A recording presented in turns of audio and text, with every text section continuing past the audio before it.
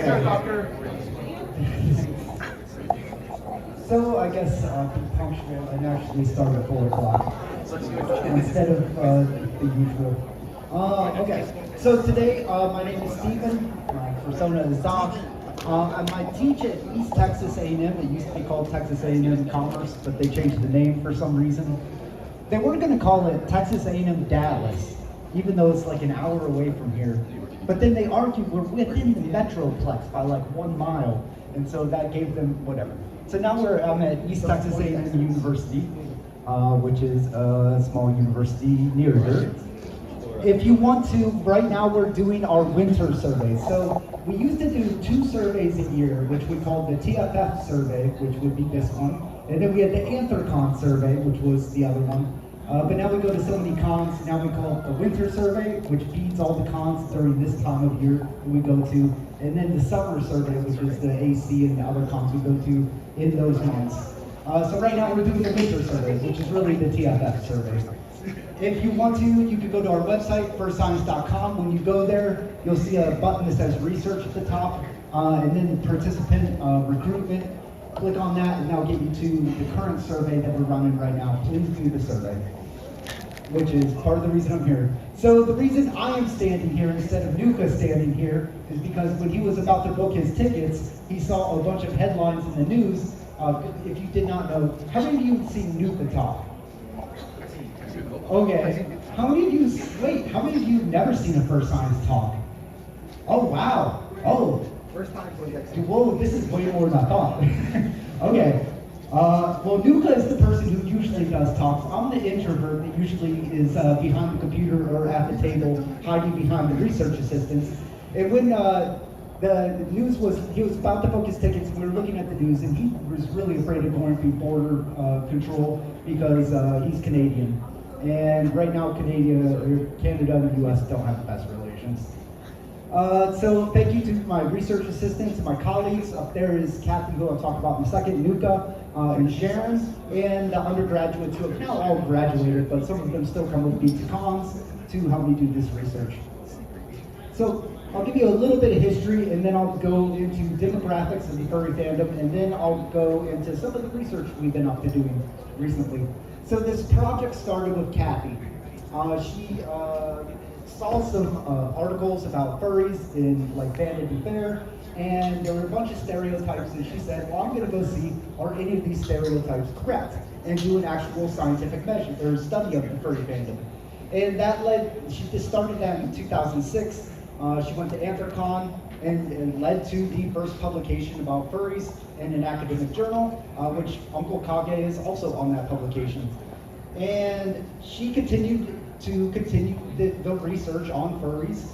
And then in 2010, she met Nuka, because Nuka is a big furry, and somebody said that there's an actual research person doing furry research. And so he said, I have to meet her. And he went to a con that she was at, and they met, and he joined with Kathy to start doing research. I had just gotten my first job, well, my only job. Usually in academia, you get a job and you're there until you die. It's kind of like being a monk. Some people switch around, but I'll die in my office probably. And they asked me, I've been working on fans, if they could use one of my scales for their study. They went and used the scale, and then they came back and said, how do we score this? And I realized they did it incorrectly. So I said, you know what, I'm gonna join your crew and join this furry team you've been making research with. And so I joined in 2010, and we started planning to come to TFF 2011, which I think was the second con for TFF. And so it was the third? Okay, third one. And so I formed a team of undergraduate research assistants, and Nuka flew down, and we went out to the con, and it was very positive, and we've grown to have an amazing relationship with TFF and everybody here. In fact, Nuka continually says, he goes about 10 to 12 cons a year. He says TFF is his favorite to be at, which is why he's so pained he's not here. And I was like, yeah, you didn't brave border patrol or control to be here. Well, I'll get him here next year, hopefully. Anyway, and then Nuka was proctoring an exam for Sharon, and he was talking about the research with furries, and Sharon said, that's super interesting, let me join. And so that was the core 4 people on the team. And then since then, over the years, more academics have said, I want to be involved in this furry research. And so the team has expanded exponentially in my head to a bunch of different people who are interested in various things. Like James is very interested into identity and emerging adulthood. Thomas, who is giving a talk tomorrow about sex, he's a sexologist. He'll be talking about anything to do with sex in the fandom. That's what Thomas will talk about tomorrow, and various other people that we don't need to know about. So that's the history behind why I'm here. Here is demographics. Who are furries? And so here's the age breakdown. Furries tend to be a little bit older than some of the other fandoms I've studied over the years, and they tend to be kind of flat. So new furries are coming in, and some of the older furries are going out, or at least the older furries are not taking our surveys anymore. Maybe that's why. But we do have a good amount of gray muzzles in our samples, so I think it's more new fans coming in, some of the old fans going out. The same thing with anime fans, whereas with bronies, you can see a year-by-year increase, which means that the same group of people are taking the brony survey every single year. New fans are not coming in, old fans are not going out. It's the same people following the brony trend, which we do not see in furries and anime fans. So that's the age, the gender. Here's the breakdown. For the majority, it's cis men in the fandom, but as you can see, there's a lot more fluidity in terms of gender in the furry fandom. That's one of the things that makes the furry fandom distinct from other fandoms that we study. Here is the ethnicity of the furry fandom. It is very white. And yeah, of course, when you go to a con down here, it's going to be very different than if you go to a con up north or in Canada. Here is the educational level of furries. And as you can see, because the furry fandom is kind of young, most people are currently in college, or they have recently graduated from college. And I'm showing this because the furry fandom is very smart. The people sitting next to you are probably very smart, which is why y'all like science. Here's the annual income of furries. It tends to go similar to the average income in the US, not too different. I wish I knew who these people were. They're probably throwing amazing broom parties here. Here's the employment. Where do furries work? Because as I was saying, a good amount are currently in college, so a good amount are in students. As we all know, that furries make the internet run, so technology. And then it kind of spreads out from there to all different types of occupations. Here is the living situation of furries, especially during this current economic climate. A good chunk were living with parents. So what we did is we split it by under 23 years of age and over 23 years of age. So once you get older, you do move out of your parents' place eventually. Although this data is from 2013 and 2014, I would expect it may be a little different nowadays with the inability to purchase a house. Here is the sexual orientation of the furry fandom. As you can see, so as I said, one of the aspects is the gender fluidity in the fandom is kind of is distinct from other fandoms. Another one is sexual orientation. The majority of furries are not straight, so there's the other breakdowns. But as you can see, hetero sexual is 15%, so that is the minority. Straight people in minority. But you can see the other breakdowns where other people fall in the fandom. And why would there be a high prevalence compared to the US population of LGBTQ? And we think it's because the furry fandom is very accepting. So this is on a scale of 1 to 7. How accepting are these different groups in the fandom? And as you can see, it's a ceiling effect. You can't go higher. If they could break through the ceiling of that, they would. Yes? So what you're telling me is that TFF is the least accepting fandom. Oh, by this much. Let's go Texas! Yeah. I wouldn't even think that would be significantly different. But yes, yeah. Here's the relationship status. So 44.5 or 44.9% of people in this room are probably single. But a good chunk are dating, and then it gets into various other types of relationships. The majority of furries who are in a relationship met somebody in the furry fandom, or one of the partners turned the other partner into a furry. It's even less rare that both people were not furries and they both got into the furry fandom. So a good way to make a relationship is through the fandom. We don't. I just said that. Here's the political orientation of furries. So as you can see, it's very liberal. If furries were a voting bloc, they would not be voting for the current administration. In fact, I'm sure the furries did not. Here is the religiosity and spirituality of furries. So in general, the trend is going to people being less and less religious. The younger generation is definitely less religious than older generations. And we see this also in the furry data. The difference is for spirituality, how spiritual are you, extremely to not at all, there's more spread in the distribution of responses. So furries may not say they're very religious, but they will say, yeah, I might be spiritual in some way. So how did you end up in this room? We just asked an open-ended question. How'd you get into the furry fandom? What led you here? What was the gateway? For the majority of responses, 26% said, I was always a furry. I just didn't know it existed as a fandom, and then as soon as I heard it did, then I joined it, of course. But for the other people, it's mostly they were doing some project, they ran across a piece of furry art, and they loved that piece of art, and then they started looking for more art, and that led them into the furry fandom eventually, kind of like down the rabbit hole. A smaller percentage is a friend told them about.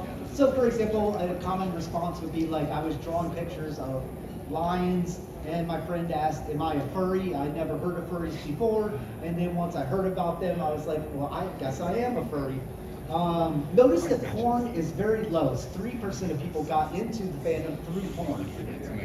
My favorite response from that was somebody said, I just looked at my porn collection and decided I'm a furry.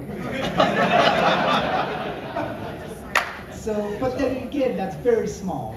The main one is you just stumbled into it while you're on the internet one day. So this talk, Nuka does high-level thinking when he makes talks. I do not. I'm just like, what have I been up to? Let me just talk about that for a bit. And if you ever want to get a professor to talk about something, just ask them what research they're up to, and they will talk your ear off. So I'm going to just talk about what we've been up to recently. There's a conference called Furry Studies, which runs an academic conference. It's very, very cool, and they post all of their videos online, so you could go and watch. It's 2 years now, I think. I have to go look at that. I think 2 years now. Nuka gave a talk, so you could go watch the talk that Nuka gave. He talked about bullying. If you have a history of bullying, you're more likely to anthropomorphize animals, which leads you to identify more strongly with your persona, which leads you to then feeling like animals are part of your in-group.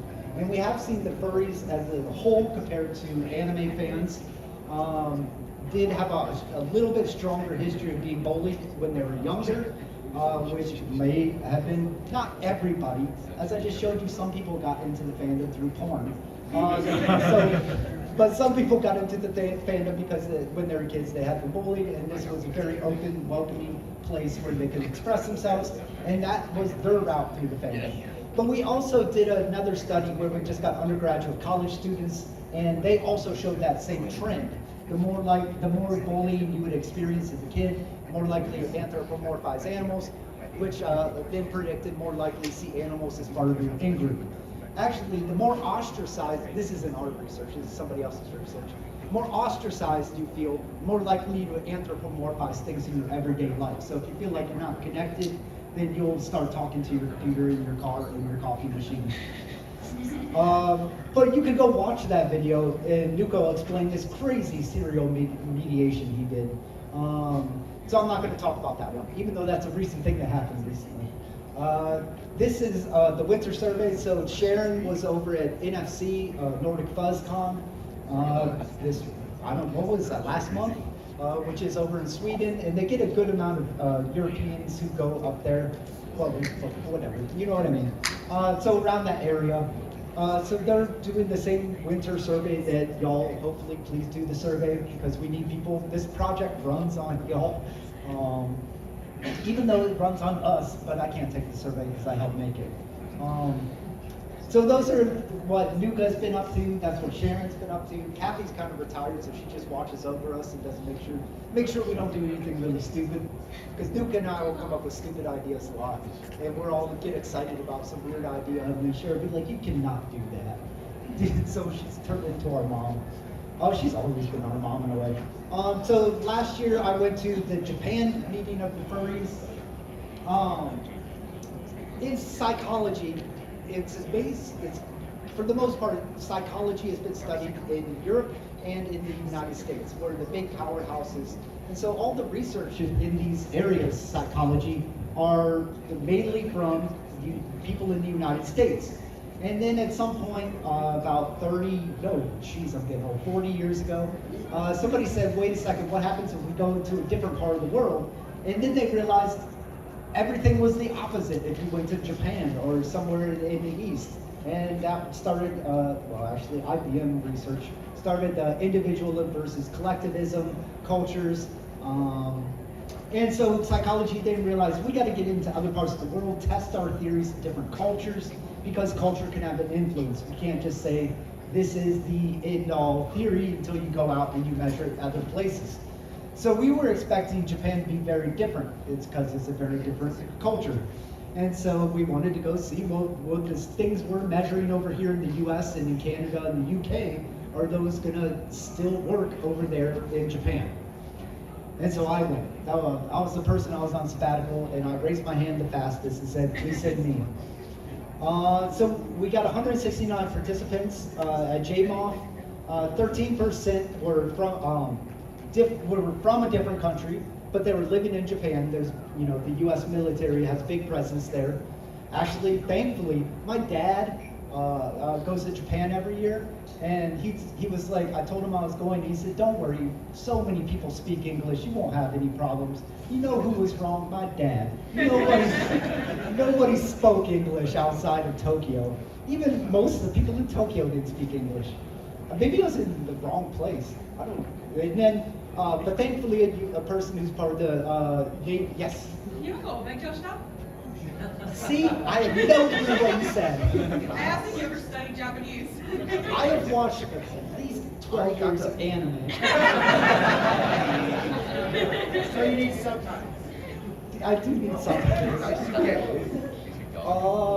And so, thankfully, a person in the Navy latched on to me and was like, don't worry, I will translate for you, and then help me out. 70% who took the survey were not from Japan, but they're, visiting. Or did I get those two wrong? No, I got that right. And then the rest, the 69%, or about 118 people, were from Japan. So those are the people we're going to focus on in the next few slides. And we compared that to AnthrCon 2019 because we had a whole big study plan where we're going to go to different countries, and then COVID happened, and then it all blew up, and so we didn't get to do it. And then I finally got to go. Yes, here is the age, the U.S. versus Japan. So the U.S. sample is a little bit younger than the Japanese sample. Years of furry, the Japanese furries said I'm a furry for more years than U.S. furries did. And Japanese furries were in the furry fandom longer than U.S. furries on average. Okay, well this is going to be hard. Wait, go back for a second. Please. What do you think that is? So what? Japan furries are in the fandom longer than American furries. Japanese furries in the fandom longer. Why do you think? Why you suppose? Oh, I do not know.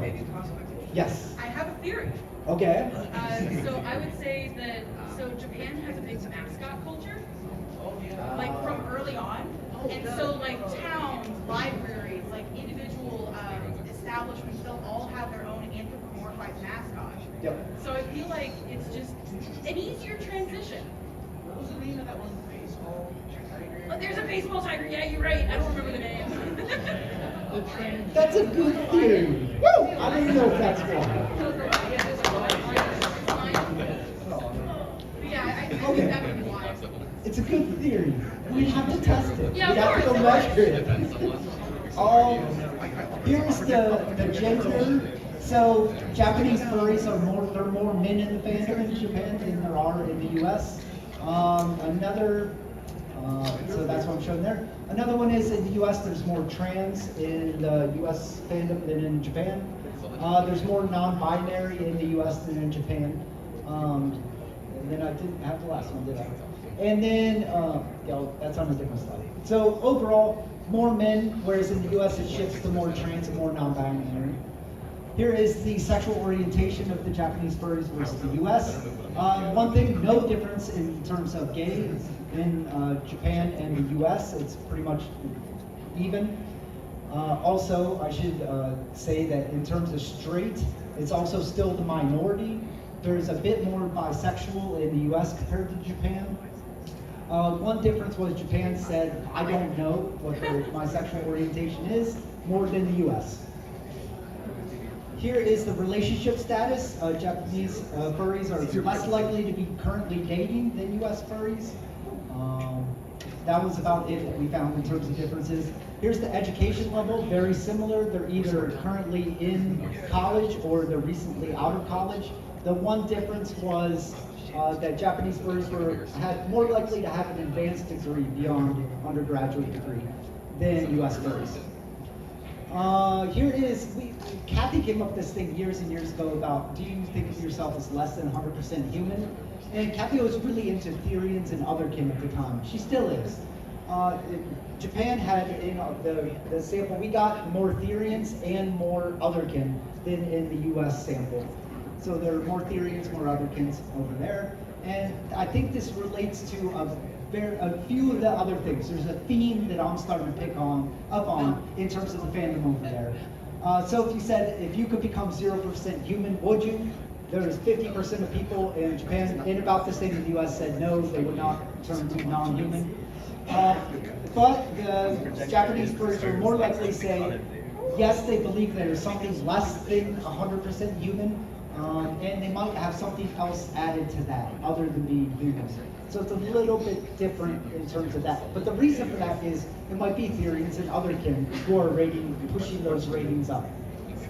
Here is identification. So you can feel connected to various things. So you could feel connected to the hotel the con is at. You could feel connected to being a furry. You could feel connected to other furries in the room. This is the main three that we measure every single survey because it's so important. So fanship is how much you love being a furry, how much you love furry stuff. Fandom is how much you love other furries in the community, how much do you love other people in this room. Fursona is how connected do you feel to your fursona. Okay, so Japanese furries felt higher fanship. They love furry stuff. They feel very connected to the identity of being a furry. But they felt lower than US furs on fandom and fursona. So they don't feel very attached to their fursona. The way I had it explained to me is, it's just something you do when you get into the fandom, you make a fursona. I don't really care that much about it, but I love furry stuff. But they do not feel as connected as US furries to everybody else in the room. To the community, furry community. Here is the personality differences between Japan and US. Now, in psychology, we know because of the years and years of the US versus Japan comparisons on our, that's where you go in psychology to get your comparison, cultural comparison, is that they tend to score lower on personality scales than people in the US do. We saw that here, so that didn't surprise us. The one thing that did surprise me is it's very similar. The ones that both Japan and the US tend to rate highly on is agreeableness and openness. Openness to new experiences is also related to intellectualism and creativity. And that's, again, one of the distinct things about furry fandom compared to other fandoms is y'all are very creative and open. But we see little difference between Japan and the US on those, in that they're both boosted up compared to the other dimensions of personality. Here is, are you willing to tell other people that you're a furry? And Japanese sample, less likely to tell their friends, less likely to tell their family, less likely to tell acquaintances who they just meet every so often. That could be, this could be a proxy measure of stigma, and that might be more stigmatized in Japan than it is in the United States to be a furry. And I've noticed that the stigma in the US has been going down a little, and I'll talk a little bit more about that if I don't go way off. And, oh geez, I've talked for 26 minutes? This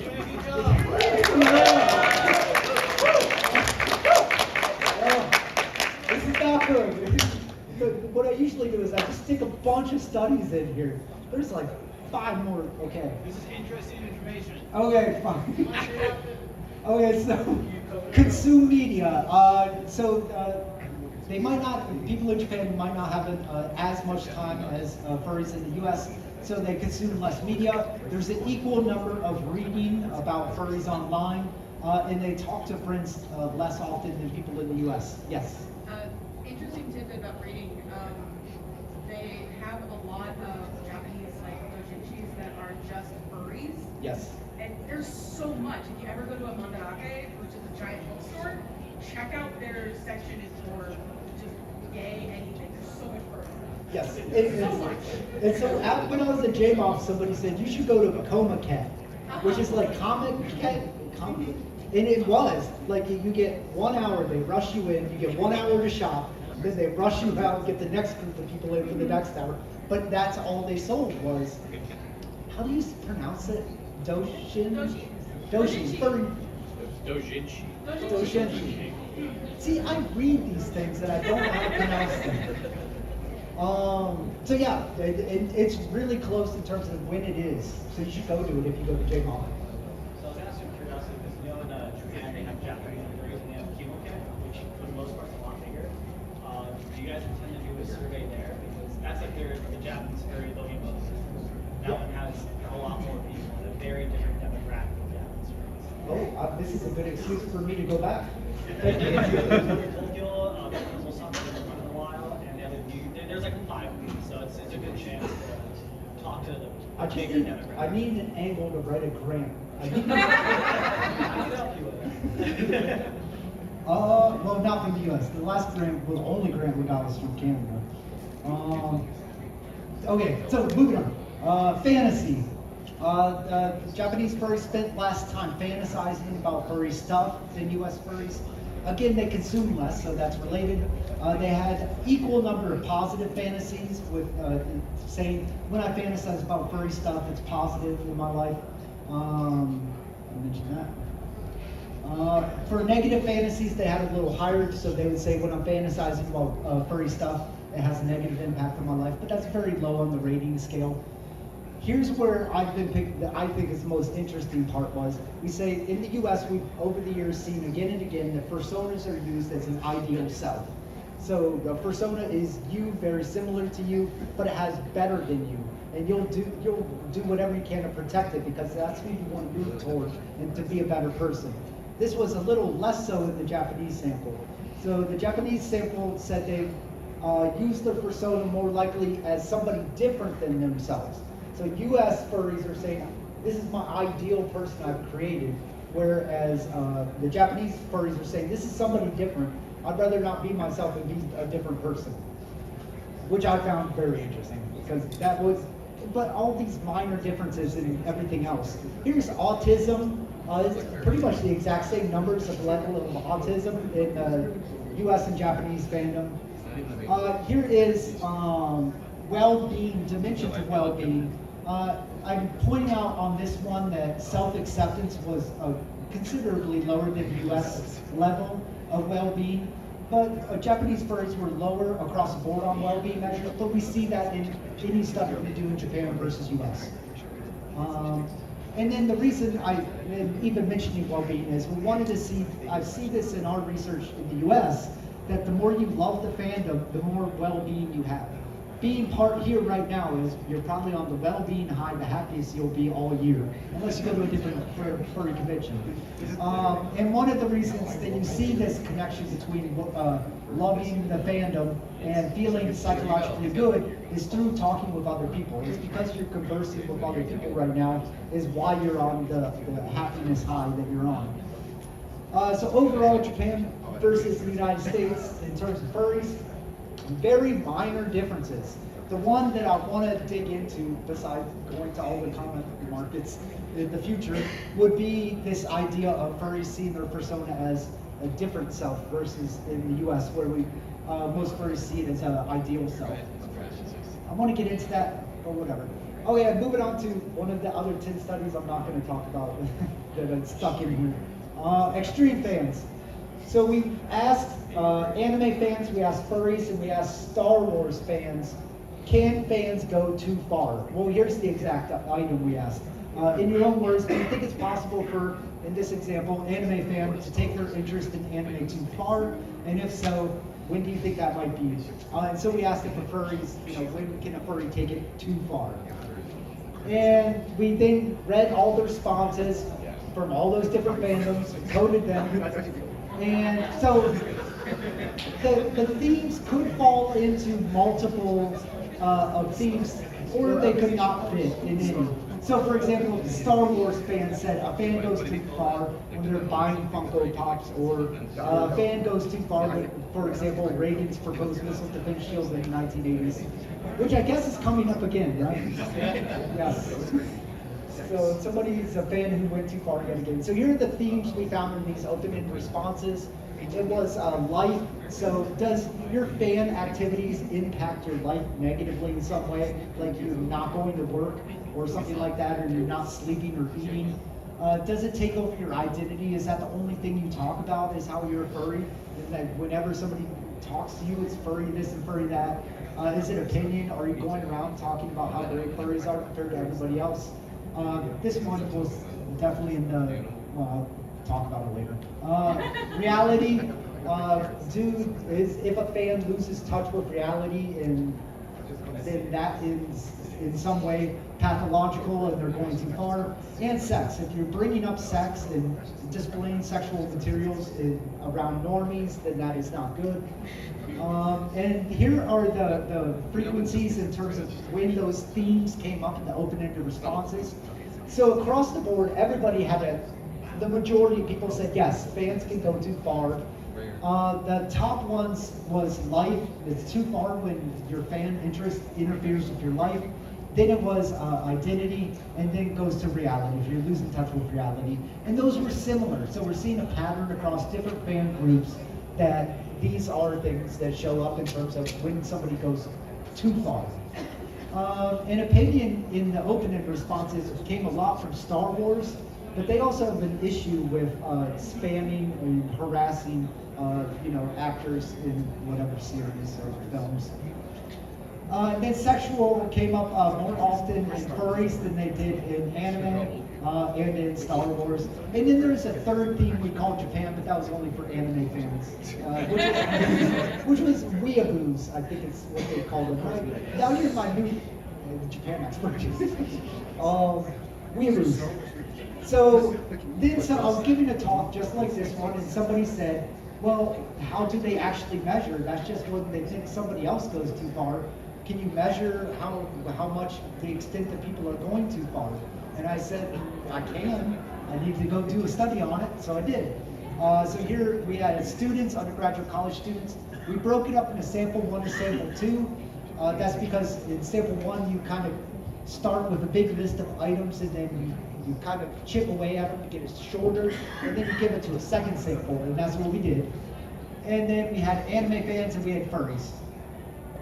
Here's the scale that we made, which is very small for the people in back, so I'll just go through quickly. So for example, my fan interest sometimes interferes with my responsibilities. That is a measure of life. The next one is part of your identity. So my fan interest is defining as, and for furries, when y'all did it, it would say, you know, being a furry is the most defining aspect of my character. And then the next one was opinions. That's how we measured it. Next one was reality. That's how we measured it. And then the last one was sex, and that's how we measured it. For example, sexual aspects of my fan interest are important to me. Here's a bunch of numbers. Yeah, okay. What this is called is a factor analysis. Well, this part is, factor analysis, because I'm not showing you all the data. It's too much. And what this says is these items group on this dimension, and these items group on this dimension, and these items group on this dimension, and these items group on that dimension. And it's saying this dimension is a little bit different than this dimension, is distinct from this dimension. That's what you do a factor analysis. It shows you different factors. And so I'm just showing you the scale looks pretty good, actually. Oh, yes? What does the yours stand for? So that is life, theme, identity, opinion, reality, and sex. Yes? Is this PowerPoint available for download? Email me. And then here are the mean of ratings on the scale. I'll just point out a couple of these that looked kind of interesting. So for identity, furries were definitely higher than undergraduate college students who had different interests, and they were higher than anime fans. Opinions, anime fans are very opinionated people. Which, by the way, furries, about 40% are anime fans, so I can talk about anime. Okay. I'm in two fandoms. I'm a furry and I'm an anime fan. I don't say that when I'm at anime conventions, though, because they do not like us. Right. Nobody likes you.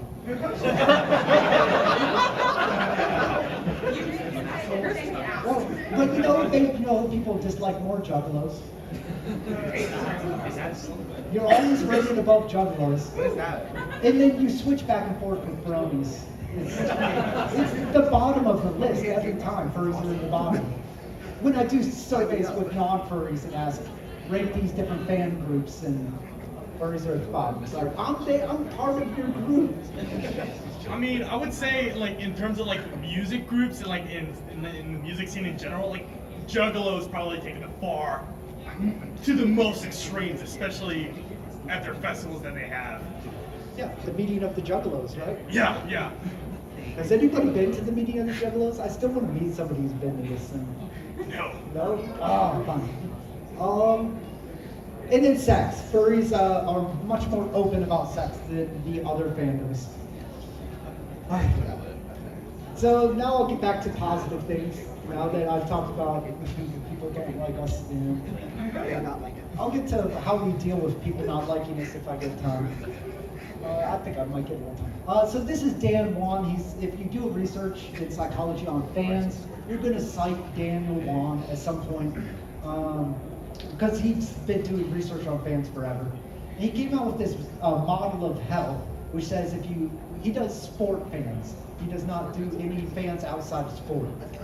He says if you're highly identified with their team, so the Dallas Cowboys or whatever, I can say it like that because I know furries are not huge sport fans.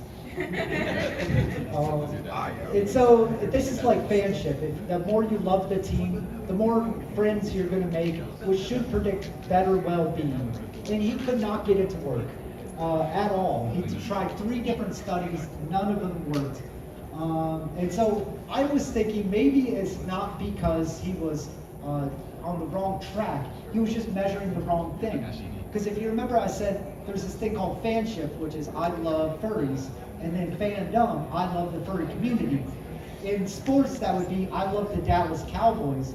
I love all the other fans of the Dallas Cowboys. That would be fandom. And so he was measuring fanship. He was ignoring this fandom thing. And I think fandom is the predictor. No, actually, I know it is based on this data. Fandom is the thing predicting well-being. So if I say, I'm going to measure your fanship, I'm going to measure your fandom, and I'm going to pit the two against each other, in predicting well-being. It's fandom across the board that is predicting well-being. It's not how much you love being a furry that makes you happy. It's being in this room with all the other furries that is making you happy right now. And so what you should be doing outside of the con is go to the local meetups and hang out with other people. And it's also, I hate to say it, it's not your online friends that matter, it's the face-to-face friends. It's the friends that you met, what is it, friends you made along the way. But it's the face-to-face friends you made along the way, not the online friends. Sorry, online friends.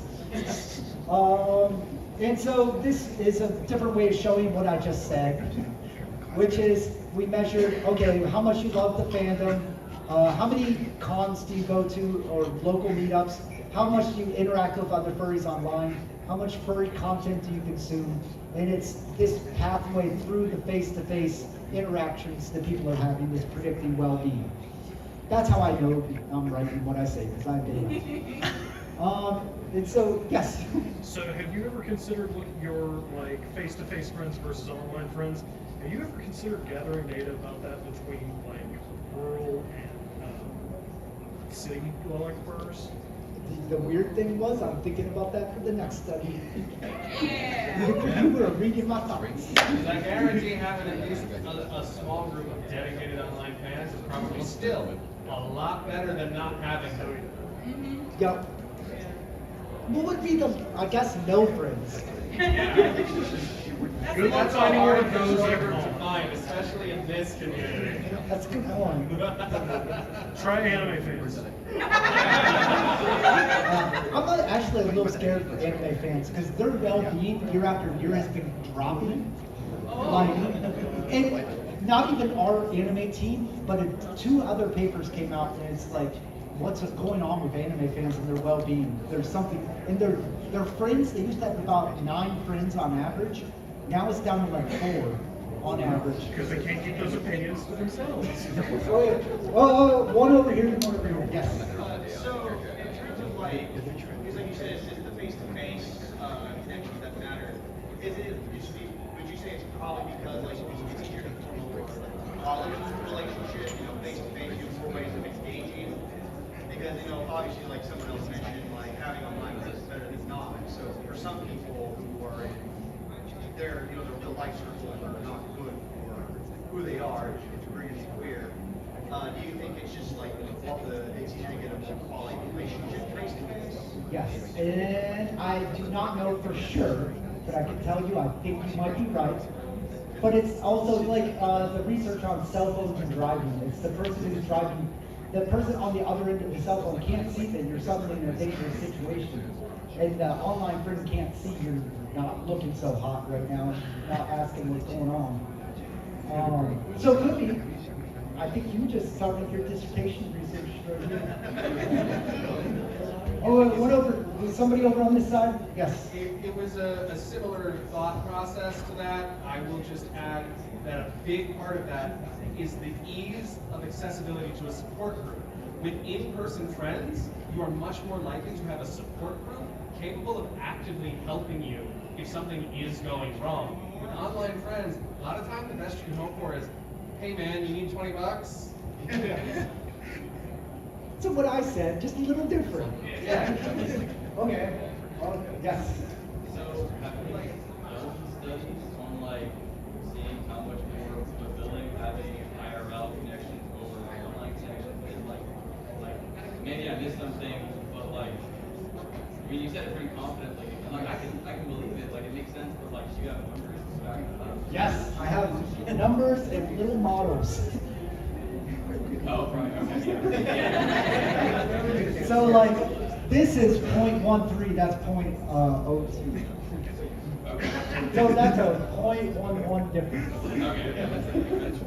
Well, but my way of saying it, this one has little stars, which means it's significant. This one has no stars.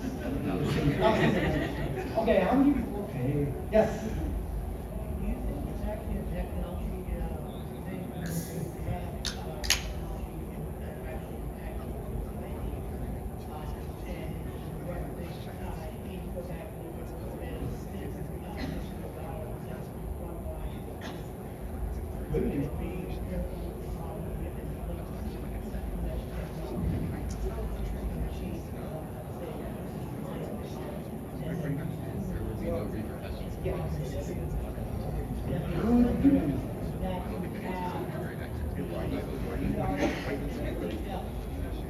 Now, that is something I do want to get into because we have been getting more and more people through the VR community. I don't know. There's the entire possibility. There's the entire possibility that they actually don't we just starting such a in because we are really matters. Or would be behind any people not really witness. And then what if we were actually like we were there? Like I was I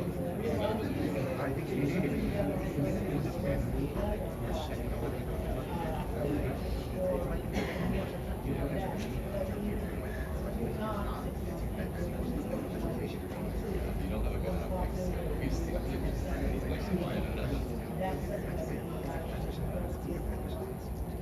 Could be, that's using an example of, and using an example of a similar situation.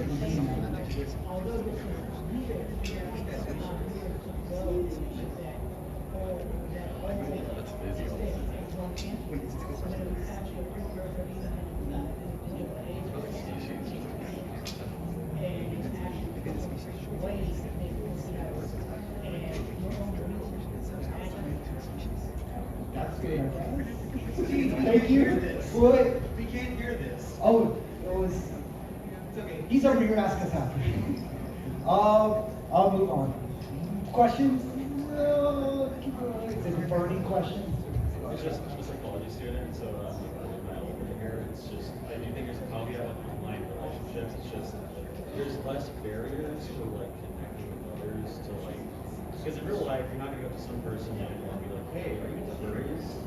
So in a sense, you do have that more accessible online, so obviously, it's not a con, you're gonna have in person, and we are social animals at the end of the day, and we evolved around in-person communication, so I totally think Yep. We all agree, in person. Make friends. I think that's the story that we're going to get out of this. Go make a friend. And so we sent that paper I just talked about. No, keep going. Never mind. Okay. So we sent that paper to a journal, a leisure journal, and they said fandom is not leisure. And if in academia, the best way to get research going is to argue with somebody. And so they said fandom is not leisure, and I said fandom is definitely leisure. And so I'm going to present a bunch of studies we did on that. But last year I also went to, I can never say it, Godicon? It's over in Gdansk. Maybe the G is silent. How do you say it? Dansk. No, the other one. Godicon? The con. Okay, Godicon, which is a small furry convention over in Gdansk, in Poland. But there I met a furry who has now joined our team and is doing his PhD basically on furry research. And so the studies that I'm going to talk about is a large part is him getting it over the finish line because I was way too busy to write so many papers.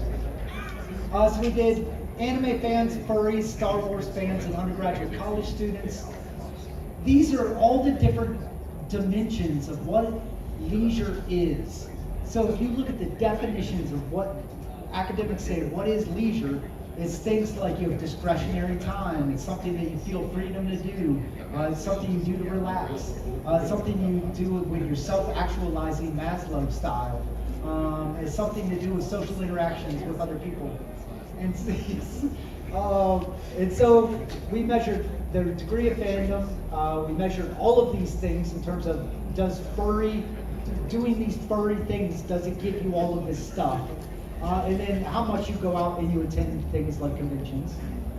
Here is another factor analysis, which basically shows that all of these dimensions that are mentioned in definitions of leisure, because nobody agrees on the definition of leisure, probably why that editor rejected our paper, because he doesn't even know the definition of leisure. And so we have two different dimensions that fell out. Except for furries kind of ruined us a little bit with these two getting over here. But everybody else followed the pattern. Y'all are just a little bit weirder on those. Which is, like, this, you also see this in well-being. There's like two dimensions of well-being. There's the psychological well-being, which is like personal growth and whatnot. And then you have like happiness and subjective well-being, which is like hedonic type of well-being. And we saw that breakdown here, is eudaimonic and hedonic dimensions of leisure. And what we found is that the more you love being, well, go down to furries, the more you love being the furry community, it predicts more of this eudaimonic type of dimensions of leisure, which then predicts you going out and participating in these leisure activities more, versus the hedonistic or hedonic type leisure. Oh, this is a boring study. Anyway, we did that study. I just stick studies in these talks and see how long I go, which apparently is very long. I'll get through this one, and then I'm not going to talk about how everybody hates you. How about that? We can leave on a positive note, which everybody loves. Everybody loves everybody in this room. Otherwise, is lying. Furries love each other, that's fine. Yes. So we asked furries who are older than me and furries who are younger than me rate of 16 different things. When I say ageism, most people think discrimination against older people. But what I'm about to show you is we looked at ageism towards older people and ageism towards younger people. So, and I know that's going to be hard to read. So, the higher ratings, older furries, people said, tend to intimidate other furries, and older furries tend to be clumsy or awkward with technology. Now, that could have just been the stereotype that old people suck at technology, applying also in the furry fandom, which I think is what's happening. But then again, older furries can intimidate even me, even though I'm getting there. I'm getting to the old furry age group. Younger furries were rated as more cliquish. Younger furries were seen as more bigoted. Younger furries behaved inappropriately or overly judgmental. It's hard to deal with them or interact with them. They make the fandom worse. They think they know more about the fandom. Yes? Younger furries were seen as more bigoted? You think younger furries are that? I have a question. What qualifies as younger? Is this just a question about, because this is, I think, important for the study. Is this a question of, we asked people, what do you think of people younger than you? And we asked people, what do you think of people older than you? Yes. Because does younger qualify as 18 or under? Because that, I feel like, is a very important subcategory within this study that probably sways these results. Are you part of the younger? I am not part of the younger. I'm just trying to be fair in the study because love the way think you that's phrase important. everything because I agree. We're doing it the way you think, which is we just say, you as a person, rate younger and rate So it's a older. perception-based. Okay. Which most of reality is perception. What is reality? It's just, that's fair. I just have clarification on what it is you're actually asking. Yes, that is what we're asking. Okay. So furries perceive younger furries as having a sense of entitlement. They're uncomfortable to be around. They create a lot of drama and conflict in the fandom. They're too open about sex, and they make the fandom spaces too political. Okay. But I should note, a lot of these were below the midpoint of the scale. So it's not like everybody hates younger furries. It's just they think younger furries are more of these things than the older furries.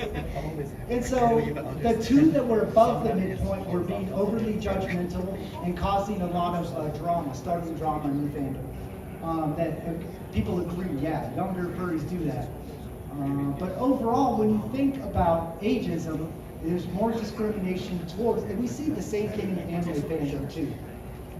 More discrimination and dislike of younger fans than older fans, and we see that here as well. So maybe go out and make friends with younger furries. Maybe we should have an age group meetup where it's the older furries and the younger furries get together and do something together. It's called a room furry.